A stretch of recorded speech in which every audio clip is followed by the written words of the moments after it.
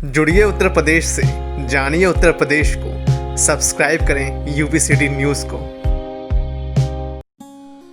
देवबंद उत्तर प्रदेश के सबसे महत्वपूर्ण और संवेदनशील जिलों में गिना जाता है। आबादी के लिहाज से तो यह एक छोटा शहर है, लेकिन अपने आप में एक ऐतिहासिक पृष्ठभूमि रखता है। इस शहर में स्थित है दारुल उलूम। जी हाँ, एक ऐसी जगह जिसने देवबंद को दुनिया भर में पहचान दी है। आइए जानते हैं दारुल उलूम देवबंद से जुड़ी कुछ अनजानी बातें। दारुल उलूम इस्लामिक शिक्षा व दर्शन के प्रचार व प्रसार के लिए दुनिया भर में प्रसिद्ध है। मदरसों की मां कहा जाने वाला यह मदरसा मुख्य रूप से उच्च अरबी व इस्लामिक शिक्षा का ज्ञान देने वाला विश्व का दूसरा सबसे बड़ा केंद्र है। यह सांप्रदायिक सौहार्द, धर्मनिरपेक्षता और देश प्रेम का एक विशिष्ट नमूना पेश करता है। दारुल उलूम कितना मशहूर है, इस बात का अंदाज़ा इसी से लगाया जा सकता है कि देवबंद शहर को दारुल उलूम के नाम से जाना जाता है। इसकी स्थापना 30 मई 1866 में हाजी आबिद हुसैन व मौलाना कासिम नानौतवी ने की थी। यहाँ एक लिखित परीक्षा और साक्षात्कार के बाद ही प्रवेश मिलता है। अंग्रेजी शासन को देश से निकाल फेंकने के मकसद से दारुल उलूम की स्थापना की गई थी। आज़ादी के आंदोलन में यहीं से विश्व प्रसिद्ध तहरीक रेशमी रुमाल की शुरुआत हुई थी। इस तहरीक ने अंग्रेज़ों के दांत खट्टे कर दिए थे।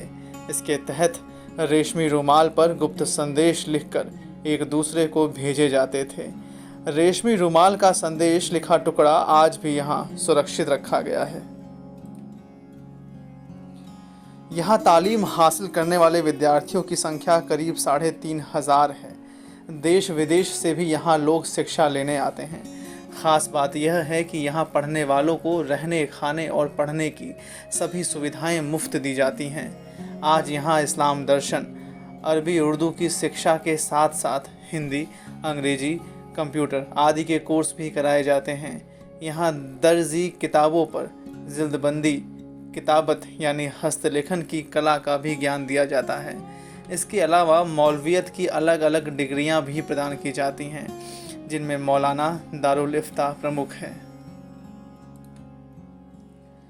दारुल उलूम परिसर के भीतर किसी भी प्रकार की फोटोग्राफी करना निषेध है। यही नहीं, यहाँ पढ़ने वाले विद्यार्थी किसी भी प्रकार का स्मार्टफोन इस्तेमाल नहीं करते हैं। उन्हें इसकी इजाज़त नहीं है। पिछले कुछ साल से प्रबंधन ने ये नियम कड़ाई से लागू किए हैं। हाल ही में कुछ स्टूडेंट्स के पास स्मार्टफोन मिले थे, जिसके बाद उन्हें संस्था से बाहर कर दिया गया।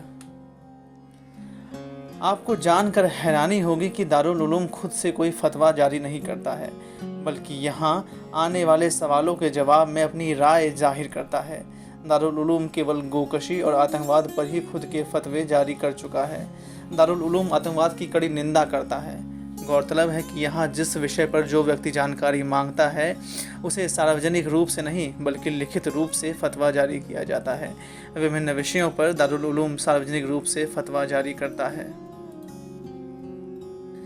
दारुल उलूम परिसर में एक विशाल पुस्तकालय है, जहाँ अनेक प्राचीन ग्रंथों को संग्रहित किया गया है।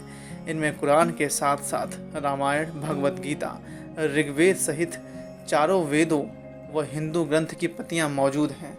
मुग़ल शासक औरंगजेब द्वारा लिखी गई कुरान भी यहाँ रखी गई है। इसके अलावा बाइबल की उर्दू अनुवाद की प्रति को भी यहाँ सहेज कर रखा गया है। दारुल उलूम के बारे में दी गई हमारी ये जानकारी आपको कैसी लगी, हमें ज़रूर बताइएगा। ऐसे और भी वीडियोज़ के लिए सब्सक्राइब करें यूपी सिटी न्यूज़।